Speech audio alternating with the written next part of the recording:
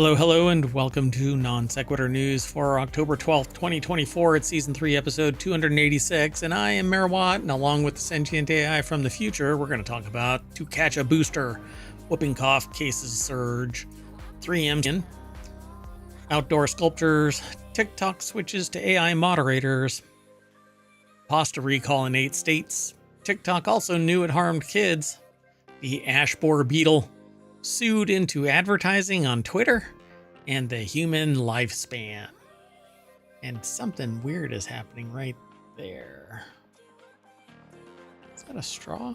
It is my straw. Next.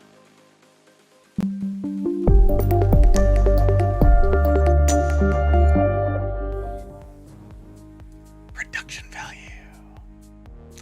And there's something else going on over there. What the heck is that artifact right there? I know what that is too.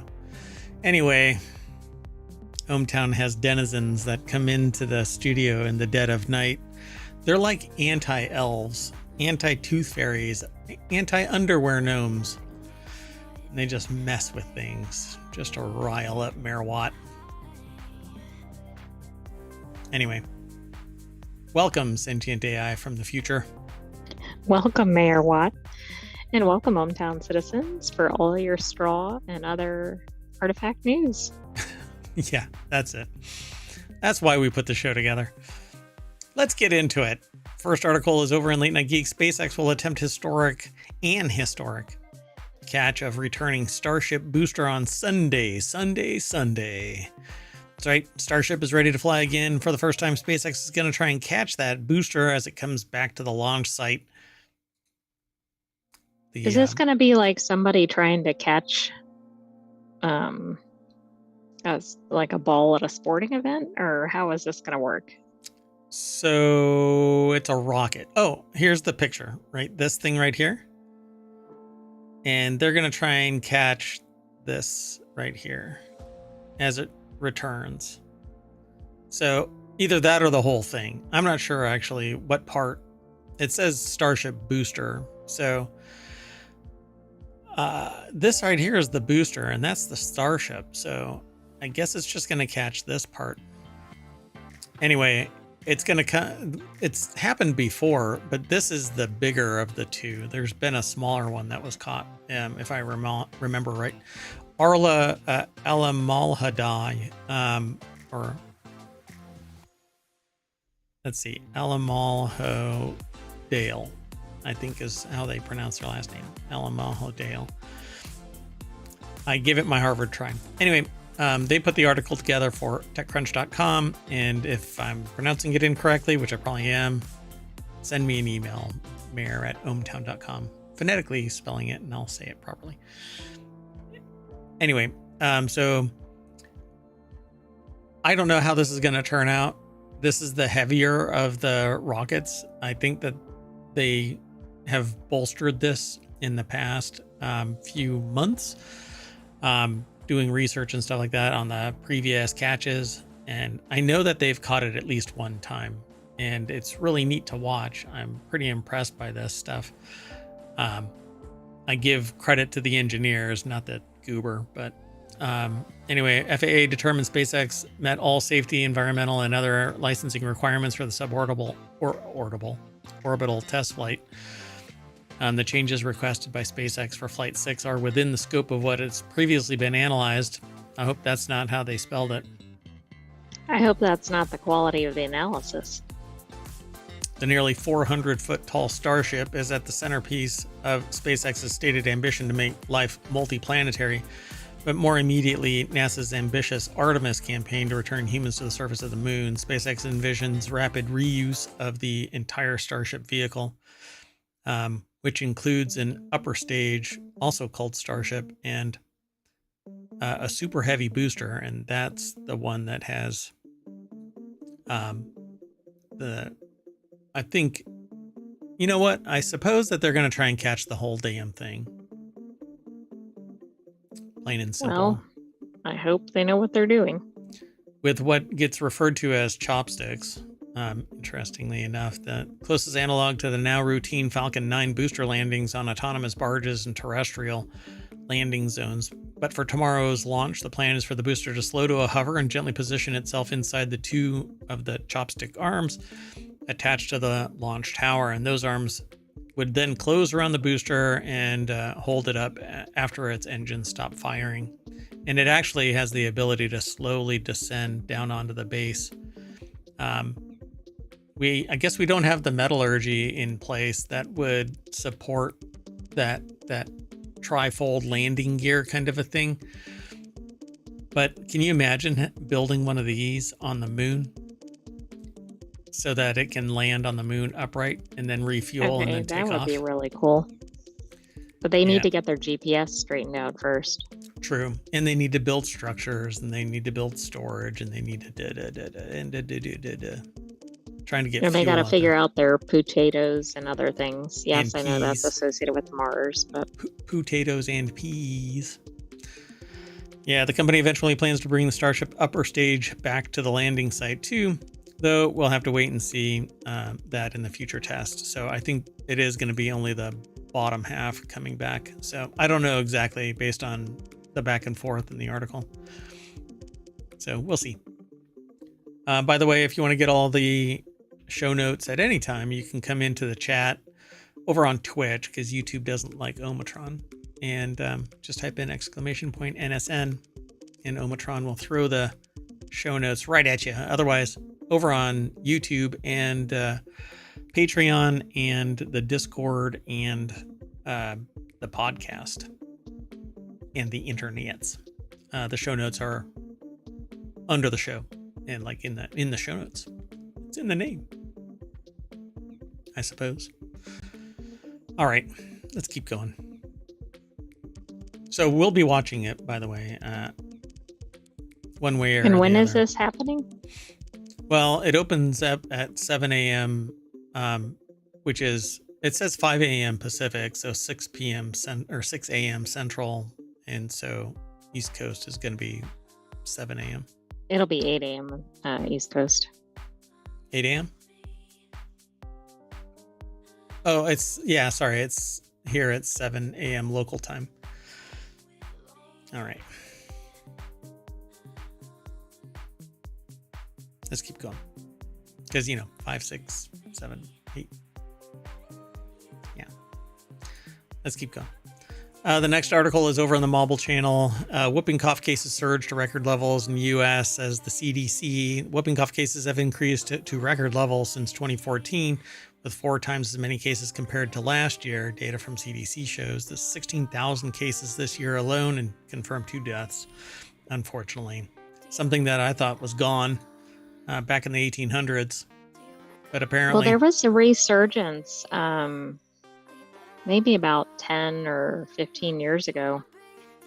So why was that? Do you know? I don't know if they ever found the cause or publicized it. Yeah, this is pretty wild. In 2023, more than 3,700 cases were registered nationwide. There's 16,000 cases this year alone and 2 confirmed deaths. The number of reported whooping cough cases this year is higher than what was seen this time last year. According to the center, babies younger than a year old are at the greatest risk of developing the infection and having severe complications. So, this is, I guess, like the baby version of COVID, kind of. It's spreading really fast, and it says there's 289 total cases the week ending September 28th. Just in a week? That seems like a really high number. Yeah, it sucks. So be careful. It says West Coast and Mid-Atlantic, which comprises New Jersey, New York, New York City, and Pennsylvania, appear to have the highest numbers of cases registered so far this year. Yeah, be careful. And like the name suggests, it has a distinct cough, and it kind of sounds like a whooping, like a whoop. Right. So yeah, if you're somewhere and hear that, yeah, get away. Yeah, unless it's your kid, and then take your kid to a freaking doctor. But also put a mask on. Yes.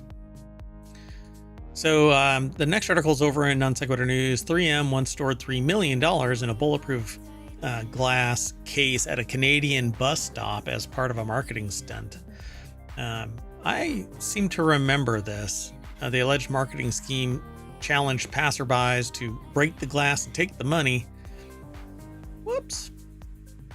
Joey Esposito over at Snopes.com put the article together. Yeah, I remember this. So you think this actually happened? Because it has a question mark in the headline. I think I remember this actually happening. It was a marketing stunt, so I don't know how long it actually stayed there, but I swear I've actually seen this.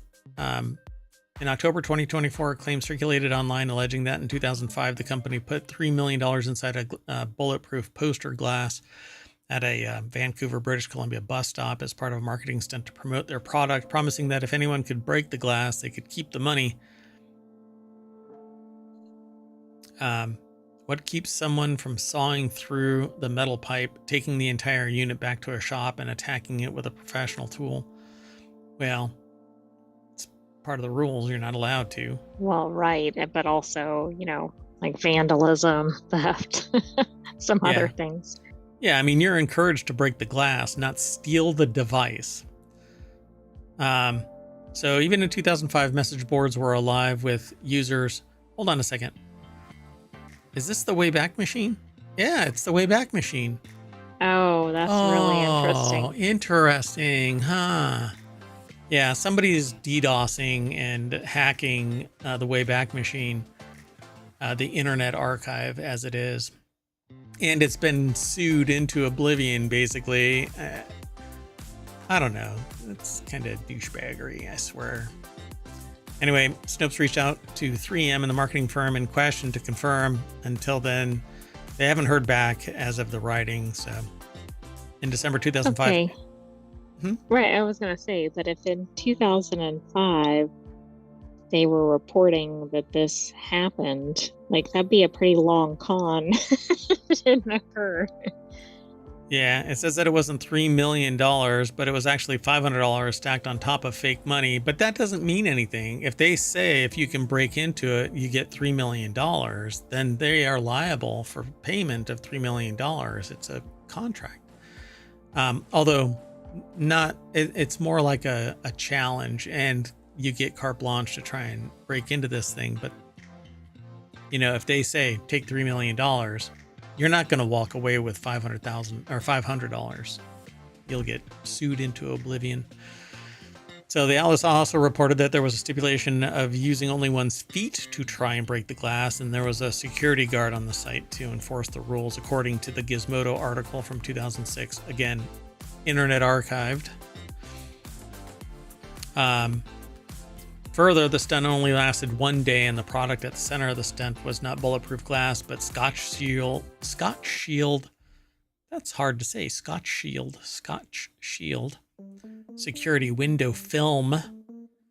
So you could put it on there, and it kept the window from breaking, which is pretty impressive. And that's a pretty good marketing tactic, right? If nobody could break it, I think a lot of people would want to go buy it. Yeah, but it was only one day. But I swear, unless it's one of those Mandela effects, right? Or urban legend, you've heard it enough. But I know that's probably getting into Mandela effect. Yeah, back in 2005, maybe. Oh, I guess you could graphically manipulate this. Huh. Right, cool. But not the old statements from the companies. Right. That's the thing that I think gives us some credibility. Well, if this was just set up like this is all just graphics, right? And then the person is photoshopped onto it. Yeah. And they posted it. The comments would take care of themselves. It would actually manifest the comments.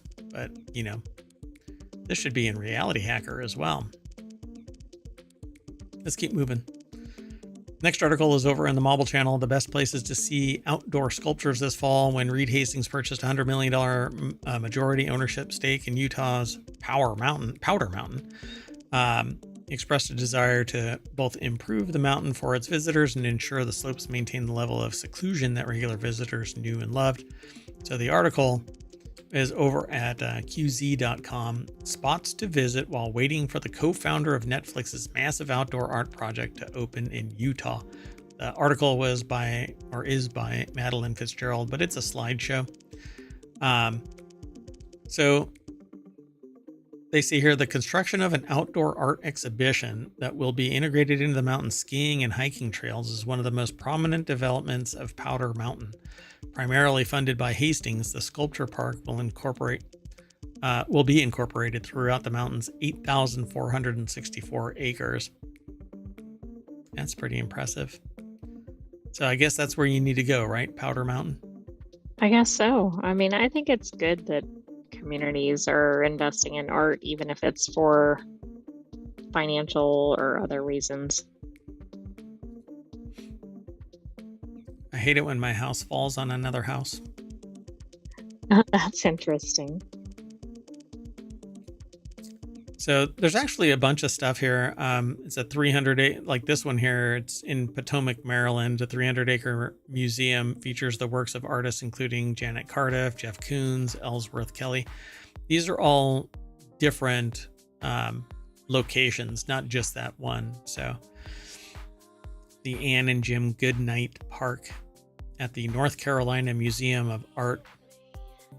I suppose that's their name, but that's an unusual name. Good night. Whoa. Yeah, so each Glenstone Museum, the Stewart Collection, Storm King Art Center, and the Frederick Mayer Gardens and Sculpture Park were all mentioned in this. And then the front page. Well, there you go, folks. If you want to travel somewhere around the nation, now you have some leads. Let's keep going. Moving on. Next article is over in Reality Hacker. TikTok lays off hundreds of AI. Let me correct that. TikTok has laid off hundreds for AI moderators, while Instagram blames humans for its own issues.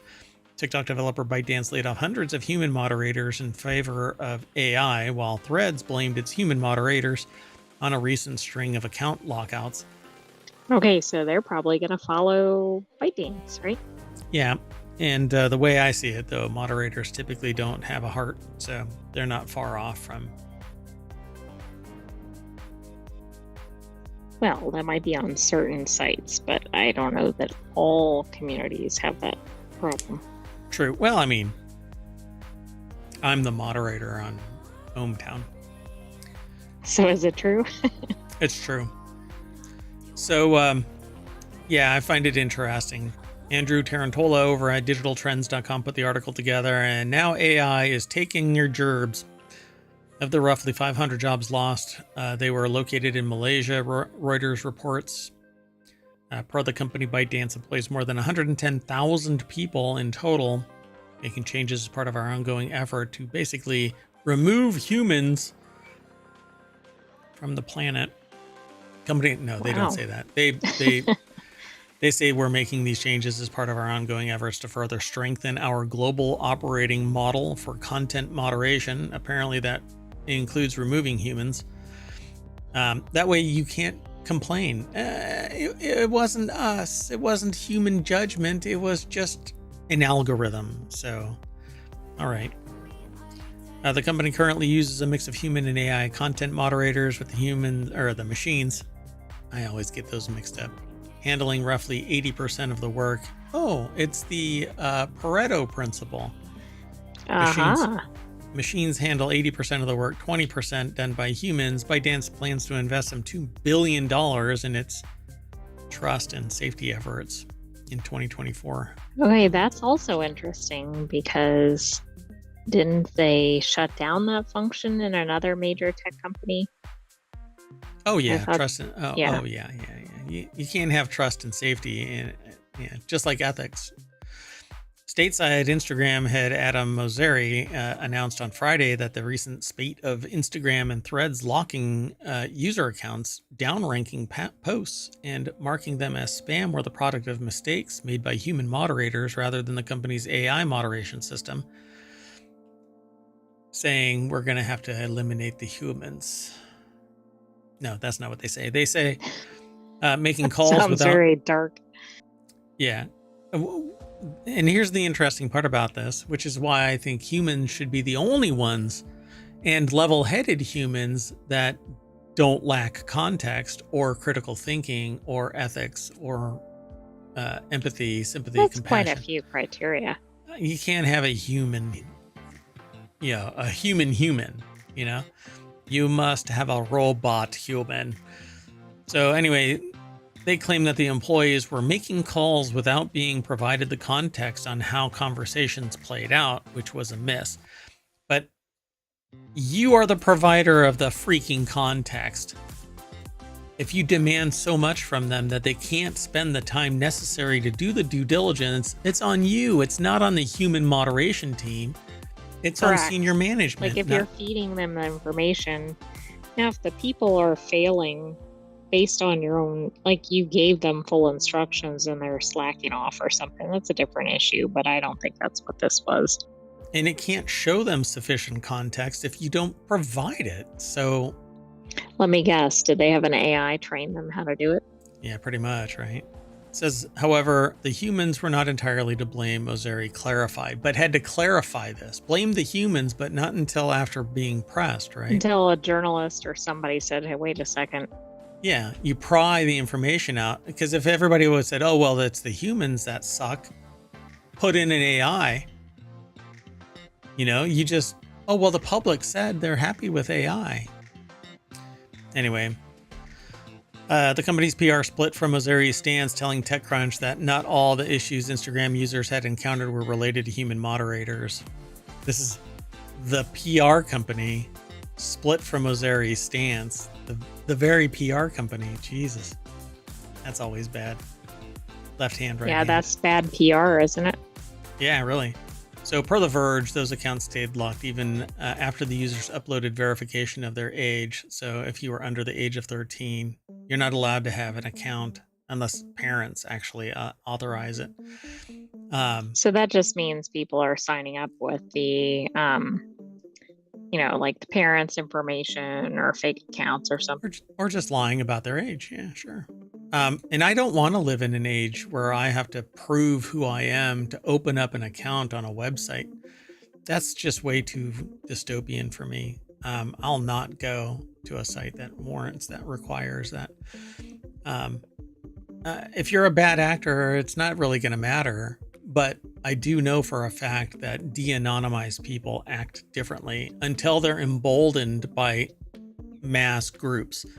So, if you're a tool outside, society will mash you down a little bit until you conform because, well, antisocial behavior is kind of in the name. You are not part of society. You choose not to be part of society. And, well, you'll be in the out group, but part of your own in group. That's how sociology works. Anyway, there's a lot more to that, and we can talk about it some other time, but I don't want to stand on the soapbox and talk all day long. Let's move on. Moving on. The next article is over on Non Sequitur News. Pasta recall sparks warning in 8 states. Frozen pasta entrees were recalled over concerns about contamination of the potentially fatal bacteria Listeria. Yeah, I need to just come up with a solution for Listeria. Seems to be highly everywhere. Popular. Yeah. So this article's over at Contagious Newsweek. Even. The article's over at newsweek.com. ALS Lisco put the article together. Although this video has something to do with Listeria, I don't think it has to do with this. Frozen fettuccine Alfredo entrees sold in at least 8 states have been recalled over concerns that they may contain a potentially deadly bacteria, Listeria. Wegmans on Friday warned consumers, that 8-ounce packages of Michelina's brand fettuccine Alfredo entree with chicken and broccoli were recalled due to a potential contamination with Listeria. Well, this sucks. I don't understand something about this. This is not, this is like a national brand. Right. So why would only products, if it's all packaged by that brand, why would only products sold by a certain company be affected?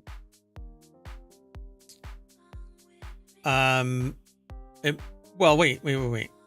Michelina's is a brand sold in a variety of stores across the U.S., but the packaging may be specific to a particular batch. Oh, I see. Okay. Yeah, that would explain it. Got it. Yeah. And region. So New York, New Jersey, Pennsylvania, Virginia, Delaware, North Carolina, Massachusetts, and Maryland. Basically, North Carolina all the way up the coast. Getting hit by this. So, yeah, it's got to be a regional thing. So Wegman said that customers who purchase the recalled items should return them for a full refund, which is, I don't know, it's 536, no shit news. There's more about this over at the article, but it's talking about listeria symptoms and stuff like that. Look, if you've eaten this and you're not feeling well, just go see a doctor. Don't worry. Oh, well, I only have a fever. It must be something else. Right. Take it seriously, because although a lot of people do fine, there are some serious cases otherwise. Yeah. And don't sit there and look at this stat. 1 in 20 people who contract the invasive form of listeriosis without being pregnant will die of the illness. Oh, I'm not one of the 20. Well, I thought the other way. 1 out of 20 sounds kind of alarming. Yeah. Let's keep moving. I mean, it's a lot of people. If you're standing in a room with 20 people and everybody is eating one of those, guess what? I don't like those odds. Yeah.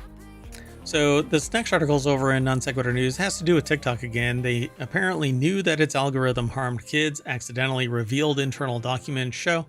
This is one of those smoking gun things, where people are like, well, we didn't know that our coating on our pan is giving people nosebleeds, and then you find out. Yeah.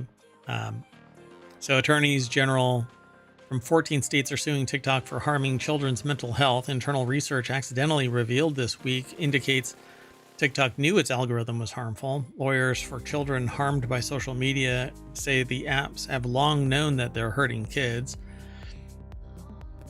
Well, and of course, there's always allegations of these kind of things, but it's pretty rare to find an actual statement from that to that effect.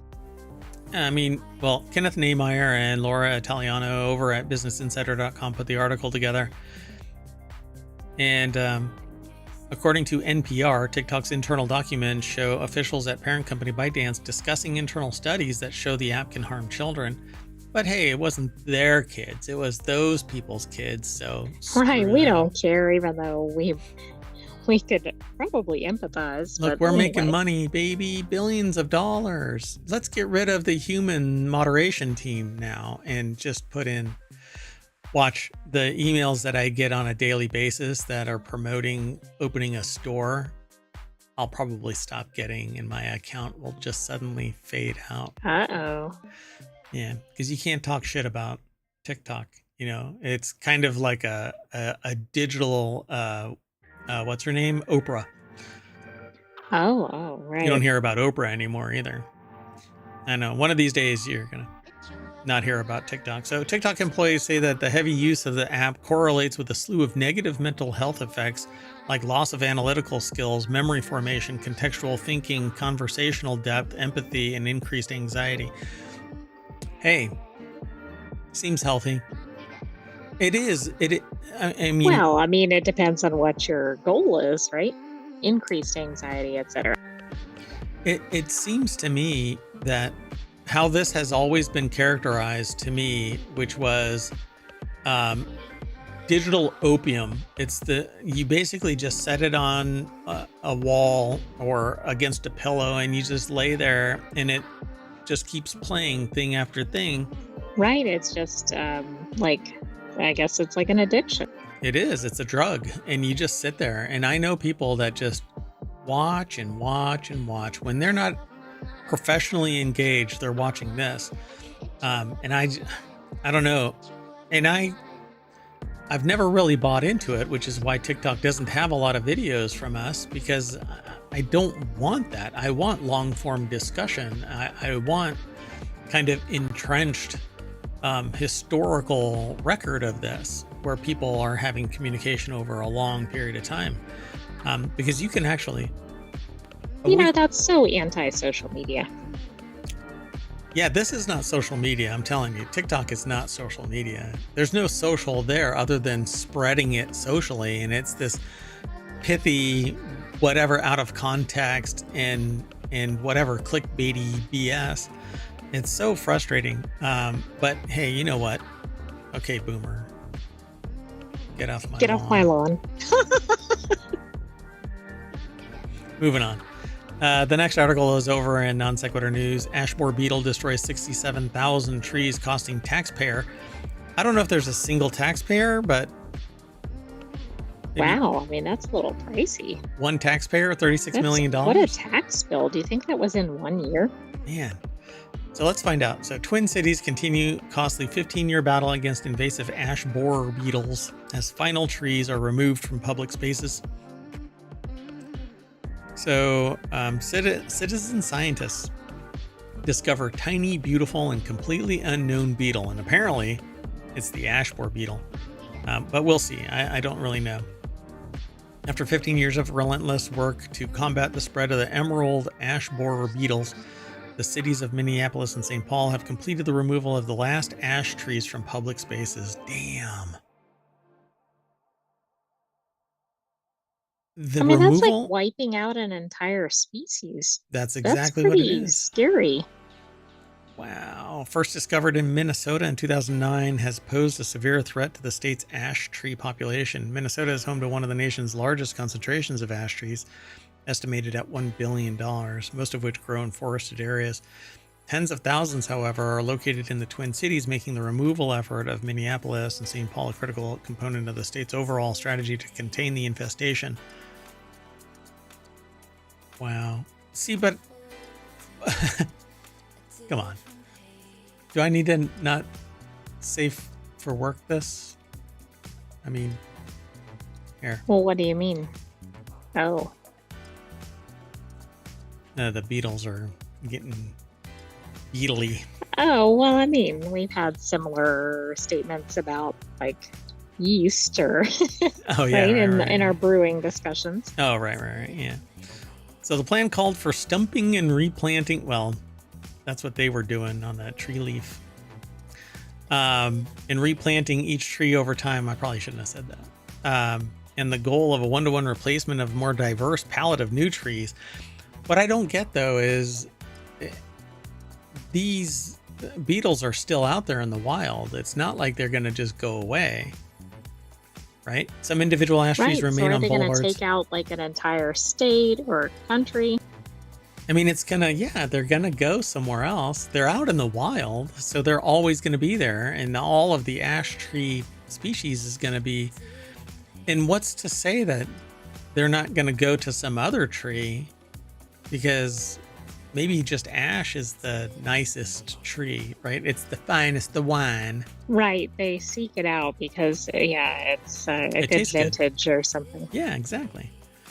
So despite an overall success of the scheme, the whole process has taken a significant toll on the communities affected. So $36 million is what it says here.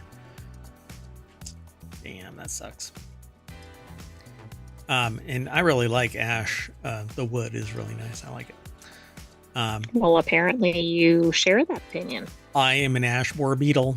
I'm actually an emerald ash borer. Very fancy. Yeah.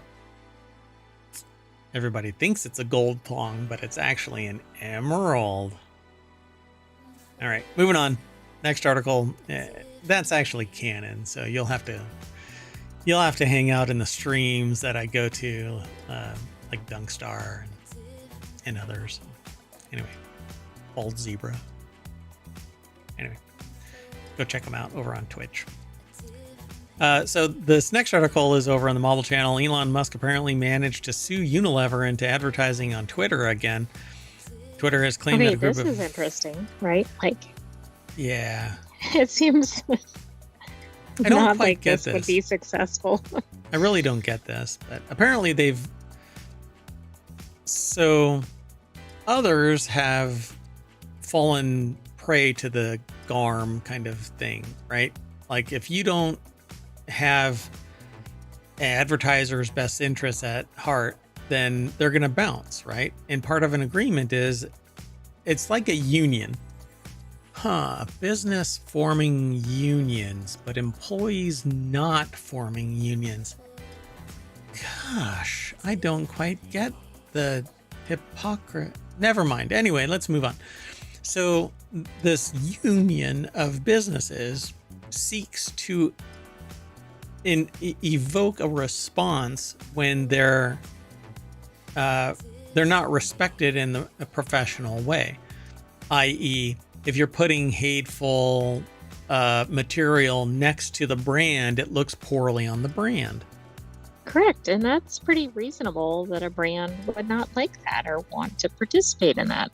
Right. I mean, unless the brand is part and parcel with hate groups. Right. Then it'd be hard to make that argument. Right. Like, I don't know, sheet manufacturers that have holes pre-cut for the eyes. And some people say, oh, well, it's just for Halloween ghosts. But no, that's usually not the intent. Anyway, so the article is over at gizmodo.com. Tom Maxwell put the article together, and Twitter has claimed that a group of advertisers were illegally colluding against it by choosing not to advertise on the platform. But I don't know how you can have illegal collusion when it's really just a union of companies saying, look, this is what we all agree to, and it's part and parcel to their own First Amendment rights. They have the ability to not advertise on your platform. And that's the thing. Companies don't have to use a platform. Now, obviously, if they have a contract or something and they break it, that's a different issue. But right. There's no requirement that they advertise on X. Right. Yeah. Oops, I said the name. Yeah, I'm going to have to delete you and start over. There must have been a glitch. Anyway, apparently they said on a post that Twitter is pleased to have reached an agreement with Unilever and to continue our partnership with them on the platform. Well, Twitter's lost about 80% of its advertising revenue, and it's probably surviving by either injection of capital or the marginal. You had to fire a shit ton of people to get yourself into a position where 20% of your revenue actually keeps the business operational. Anyway, apparently premium is trying to grow, it says here, but I'm happy with just going, okay, well, I won't buy anything from Unilever. I'll minimize, but they are everywhere. If there's a chemical, then Unilever has injected it somewhere into a product somewhere. Yeah, I think they're one of those conglomerates that pretty much makes everything. Yeah, but I'm happy to just go like Nintendo. And Nintendo can kiss my shiny metal ass, and now Unilever can too. I'm not making friends here, obviously. But you know what? Do better. Just be better. Don't give in to this kind of crap, because I don't think the world needs more hate, right? And that's exactly what was going on. There was harmful material, and there still is on Twitter, depending on what you see from its users to its advertising, whatever. I don't even go there anymore because I just got tired of all of the crap. And while I have an account there, I refuse to engage in it. So apparently this summer, if you've never heard of it, the World Federation of Advertisers, or the WFA, led an industry initiative called GARM, the Global Alliance for Responsible Media, which is damn near ironic. In essence, brands who signed on to GARM agreed to stop advertising on any platform that didn't meet certain brand safety standards. And it wasn't even specific to Twitter, but apparently they've cajoled them into advertising again. Who knows what it was? Hey, never mind all the hate. You know, you'll get all of those hate groups buying your stuff, and you know, it's still money. So the problem with Musk saying anything goes plans is that brands generally want a public to associate them with positivity. And when you see snow and polar bears around Christmas, you think Coca-Cola, for instance. It creates positive association. Coca-Cola, Volkswagen, doesn't want you to see Nazi content or bodies and think of them unless, well, the bodies are happy and healthy, not the inverse. So anyway, according to the article, YouTube did the same thing, but instead of suing their clients and throwing a fit and basically being a big man child, they fixed their stuff, and now you don't have that problem. Well, that's what should happen here, but probably will not. Yeah, there's more for this article, but go check it out. Follow the link through ohmTown over to gizmodo.com, or check out the show notes. That'll link you over through ohmTown to Gizmodo. That's where we aggregate it from. But we only get this little snippet, just enough to tease you into going over there. And we talk. So there's no noise over on ohmTown.com because all the noise is right here in the noids. I miss the noid. I miss old school Domino's pizza. I haven't had Domino's in so long because at some point it kind of fell off, and then customer service went to crap. When I have to actually drive somewhere to get my pizza after I order it delivered, and they go, oh, it fell in the cracks. And then they they go, we'll refund it, but not this part. And I'm like, what the hell is wrong with you people? Just give me my money back. Well, at least you don't have the problem with the third-party delivery service giving you one slice at a time. Here you go. It was the equivalent of that. I literally had to argue with the manager that day. Like, I never got my pizza, bro. Just give me my pizza. What? You ordered a pizza? That's too much effort. It kind of takes the whole purpose of it out. So how long has that been? That's been like 5 years since I ordered a Domino's pizza? Something like that? Maybe longer? Well, no. Oh my God, it was... The before times have thrown me off because it was significantly longer. It's got to have been at least 8 or 9, maybe 10 years, because it was before the before times and a significant amount of time before the before times. Wow. I might be able to look back and find that receipt. Anyway, human lifespan. Your accountant will be proud of you. Yeah, I delete nothing. Anyway, let's move on. The next article is over on the Marble channel. Human lifespan might be about to hit a ceiling, experts say. Not for the rich, because they have genetic modification. Like cryogenics and all. Well, I mean, they can do gene therapy to extend them and reattach. What are the things? Telomeres on the end of their... yes. On their DNA. Yeah, so that's the thing. That's the ticking clock. Tick, tick, tick. You want more telomeres, apparently, right? And glial cells. Anyway, in the 90s, many scientists disputed an epidemiologist warning that the fast-paced life extension of the 20th century would plateau. Like me, I plateaued in junior high. The article's over at the Smithsonian. Oh, am I not going to be able to read it? Oh, I can read it. Great. So Margarita Bassi over at SmithsonianMag.com put this article together. And apparently, this new study shows that this epidemiologist from the 90s was actually right. This is like one of these things that you're like, oh, now we know, but it's too late to make a difference, right? Yeah. Wait. Yeah. Oh, it's like the doctor going, hey, just needed to tell you your results are in, and sorry for the delay, but last week I should have told you that you have a week to live, and tomorrow is the deadline. Sorry to say deadline. Right. Anyway. Probably a little too sensitive there. Yeah. Was that too on the nose? Oh, Watashi.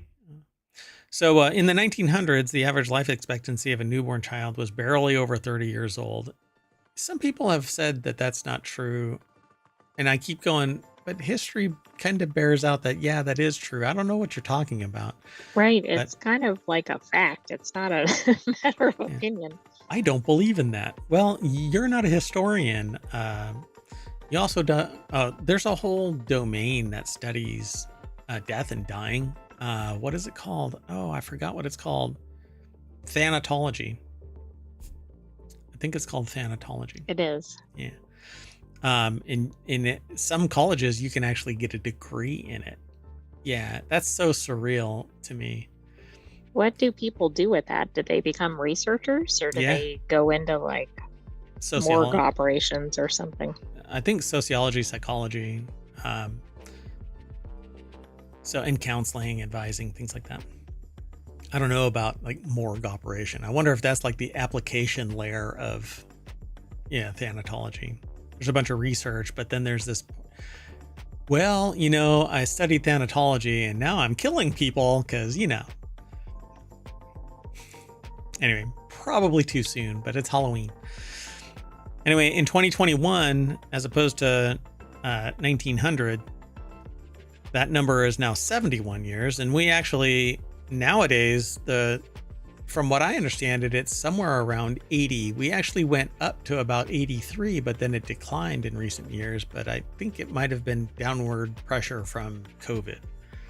Well, yeah. And then there's also some other research that says that, for instance, when you're at a certain age, but you're in a certain cohort, you're going to have a vastly different lifespan than I can't explain what I'm trying to say. Like if you're age 50, but born in some year, you have a different, and that makes life sense, right? Because your conditions may have been different during your childhood, for example, than somebody with either modern medicine or whatever it is. But even somebody in the same cohort, like if they're at a different age in that, their total lifespan, not just the amount remaining, does differ. Because conditions can increase, et cetera, as you get older. So I wonder if there's a chart. Oh, dear God. This sure is looks the chart. Like there is. So I was just about to say, so I wonder if there's a chart that shows cohorts of birth dates and their life expectancy, in that depending on the year you're born, it actually dips, and this is it. That's awesome. And there are charts that say like, okay, born in this year and you're this age. Now they don't have every age, but they have certain representative ages.